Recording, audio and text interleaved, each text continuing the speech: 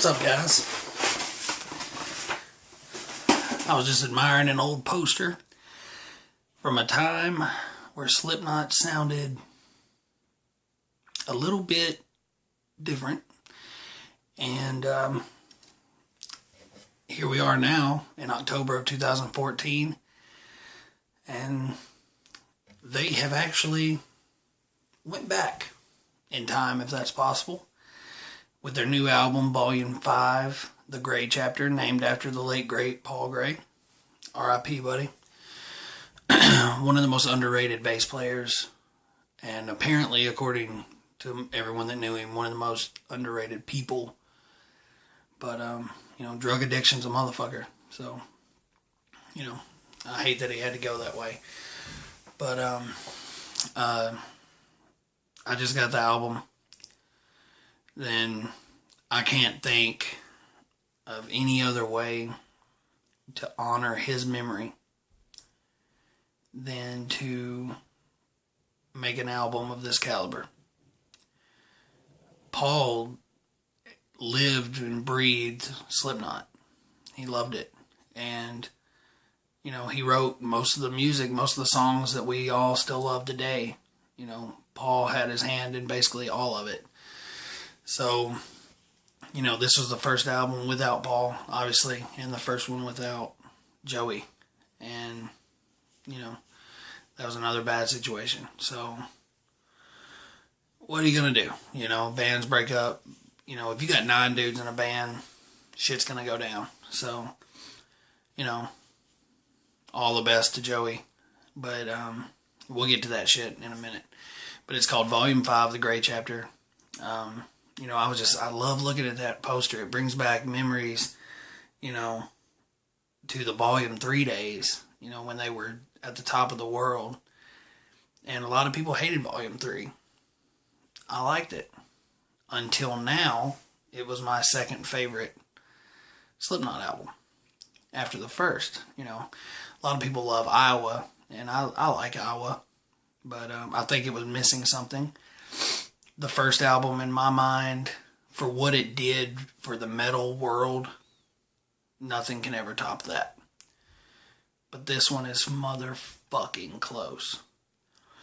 And I feel like this is the album they wanted to make when they made Iowa, but they didn't have maybe the creative force behind it. They were in a different place in their lives. But this album, Volume 5, The Gray Chapter, harnesses everything, every emotion, every raw bit of energy that Corey and the boys have been feeling since Paul's death, since All Hope Is Gone, that fucking disaster of an album. We won't even go there. I mean, some of it was okay, but, that's their Saint Anger, Metallica reference. But, we, as Slipknot fans, at least if you're like me, we've been fans since the late 90s. And this is only our 5th album. I mean, this come out, Slipknot came out when I was still in middle school. And, I thought I was the coolest motherfucker in the world for having a Slipknot record. And then, they went where they went. But this is still only the 5th album. So there's still so much material to digest here.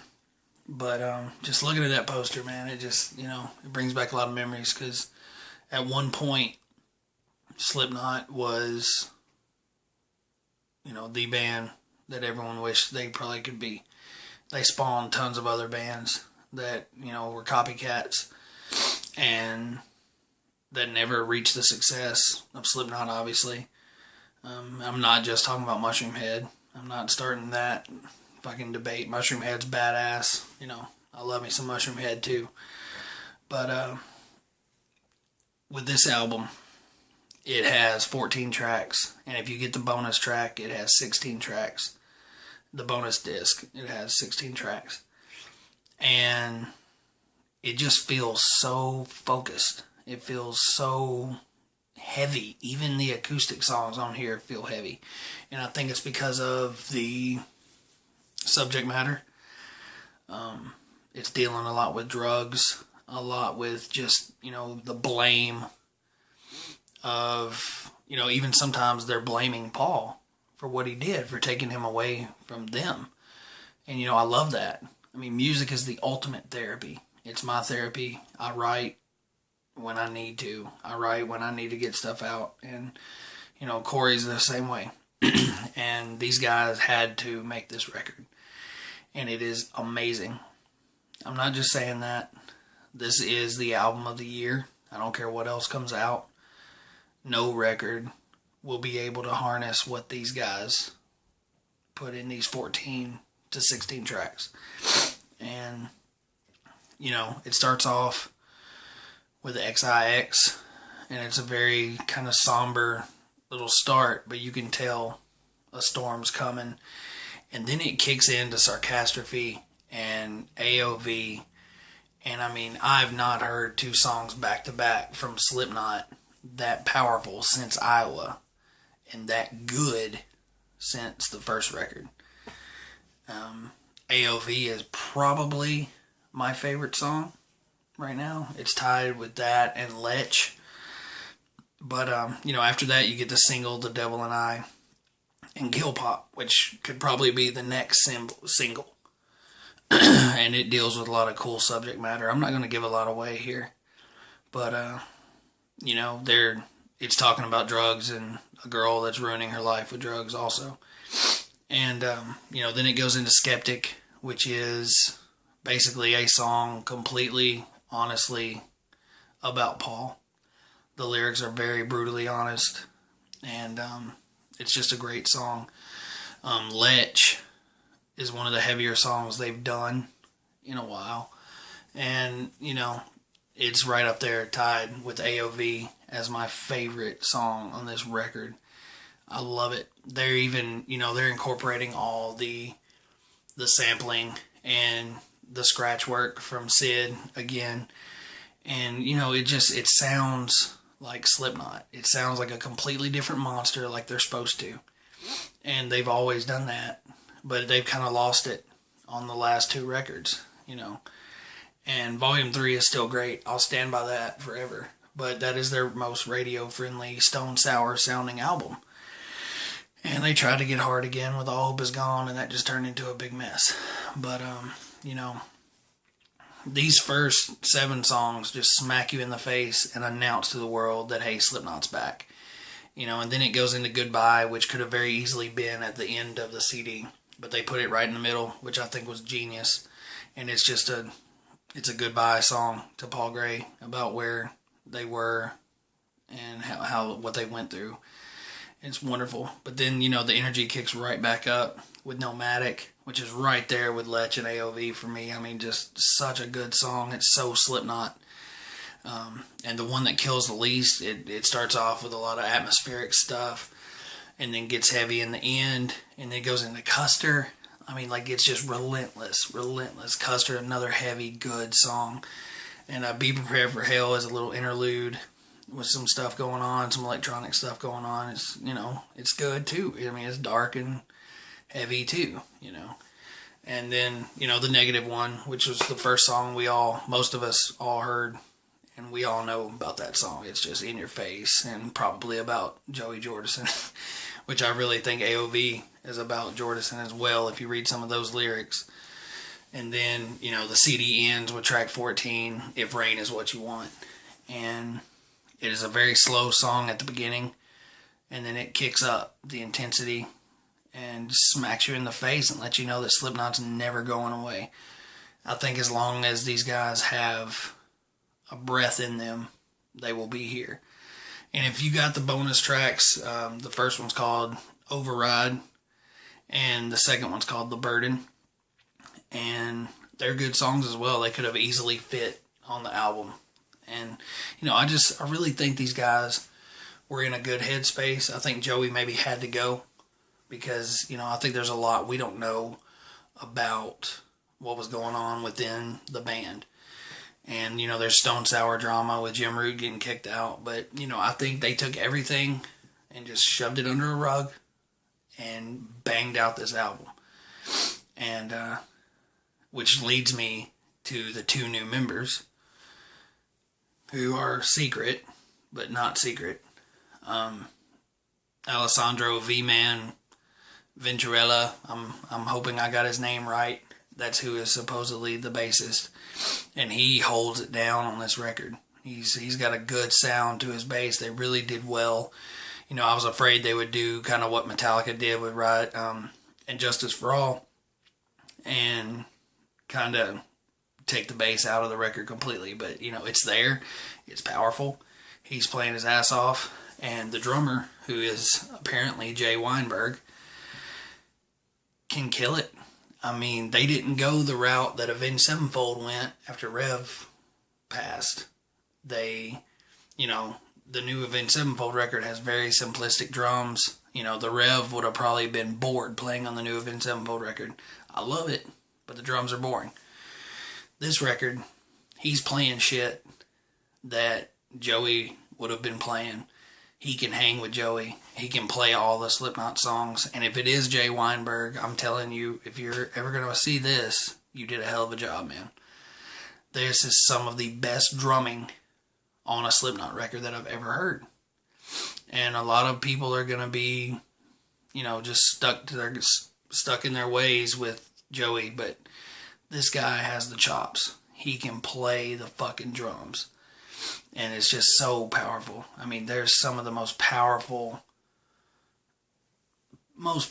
drum parts of any Slipknot songs that I've heard since Iowa. And, or maybe Pulse of the Maggots on Volume 3. That's probably a very big Joey song. I love it. But, you know, all the guys, all the percussion section, all three of them did an amazing job on this record. You can hear everybody in the band. You can hear all 9 members on this whole album. And it's great. And that's the first time that's happened in a while. You know, I had wondered for a while now, why don't Slipknot turn into like a 5-piece? Because that's really what they sounded like they needed to be. But, you know, Sid is very prominent in this. You know, 133, Craig is very prominent in this with his sampling. And all 3 drummers do their own thing, and you can hear everything. It sounds like a Slipknot record.